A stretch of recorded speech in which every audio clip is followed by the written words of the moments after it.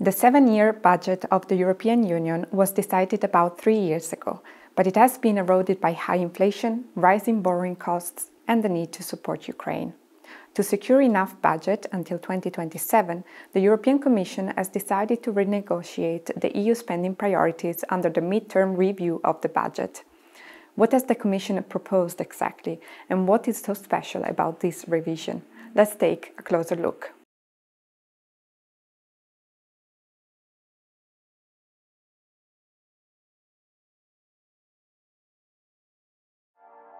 The Multiannual Financial Framework, MFF in short, is the long-term budget of the European Union and covers a period of 7 years. It is proposed by the European Commission and negotiated by Member States and the European Parliament.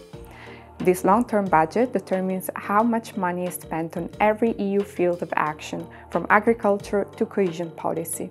The money comes from two sources.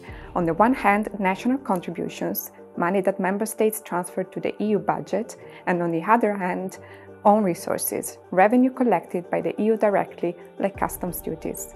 The size of the budget is important because it limits how much money the EU can spend during those 7 years. For the current MFF, which goes from 2021 to 2027, EU institutions agreed to allocate 1.1 trillion euros, plus 750 billion euros for the pandemic recovery instrument known as Next Generation EU. The budget might seem big, but 1.1 trillion euros over 7 years only amounts to about 1% of the European GDP per year. Yet, it is usually enough to cover the needs of the European Union over 7 years. Well, usually. The problem with the current MFF is that the EU is facing more and more priorities with the same amount of money agreed 3 years ago. Since 2022, EU member states have faced the economic impact of the Russian war against Ukraine, with energy prices skyrocketing.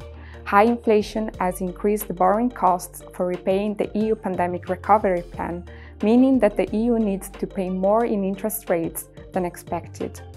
Inflation has also made everything more expensive, including the institution's personnel, at a time when the EU tasks have multiplied and with them the need for more staff. Meanwhile, the US decision to subsidize green industries on the other side of the Atlantic has added more pressure on the EU to finance its own industries. The result is that the current budget has no margins left. And this is why, to avoid cutting EU programs, the Commission proposed to boost the MFF under its 2023 midterm review.